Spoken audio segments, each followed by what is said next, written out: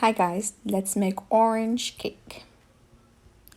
We're gonna need 1 cup of flour, half a cup of oil, half a cup of sugar, 3 eggs, but they have to be on room temperature, 1 orange, we're gonna use it to zest it, and then we will use the juice of it.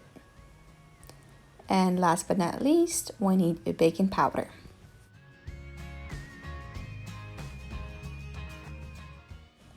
Start with half a cup of oil.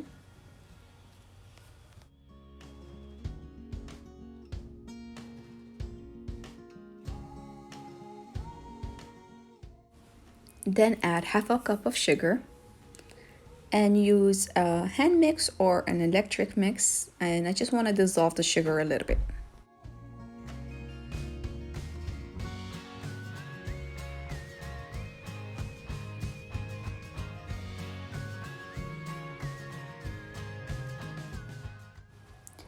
Now I'm going to go ahead and start zesting my orange, and I'm just going to keep turning it and getting all that orange zest. Make sure you wash your orange before doing this step, and then after that I'm going to go ahead and cut my orange in half, and I'm going to use half of that orange for its juice.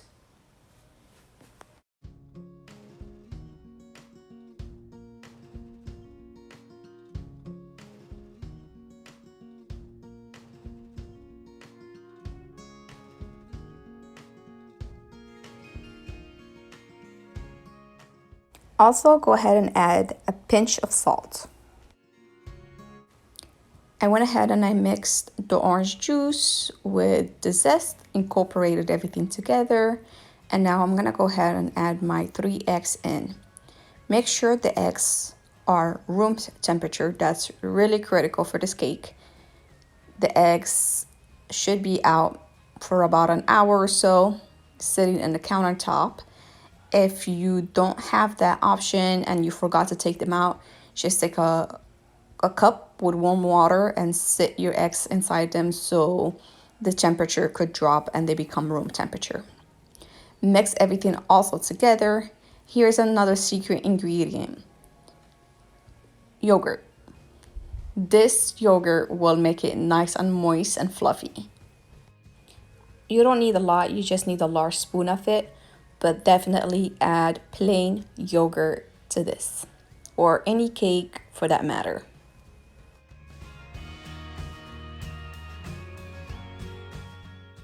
Now I had all my wet ingredient ready, so now let's start with the dry ingredients. And I have 1 cup of flour.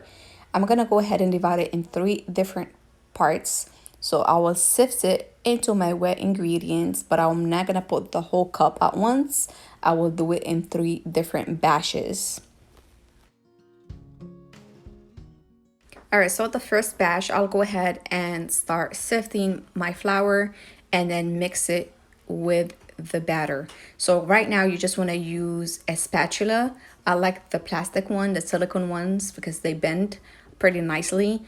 You want to go ahead and leave your whisk alone right now. You're just going to hand mix.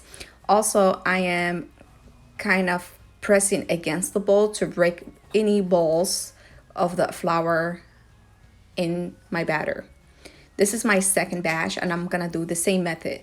Mix a little bit in there, start mixing against my bowl to remove any flour balls that have been created, and so on and so forth.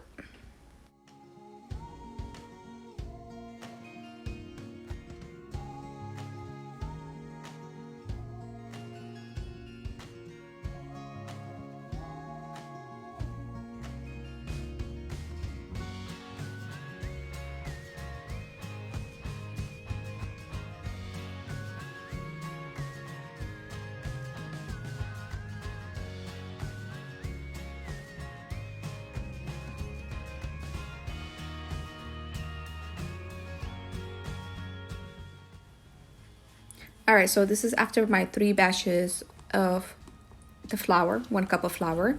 Next, I'm gonna go ahead and take my pan, butter it, and add flour on top. I'm gonna sift a little bit of flour, move it around, and get my pan ready before I do my next step.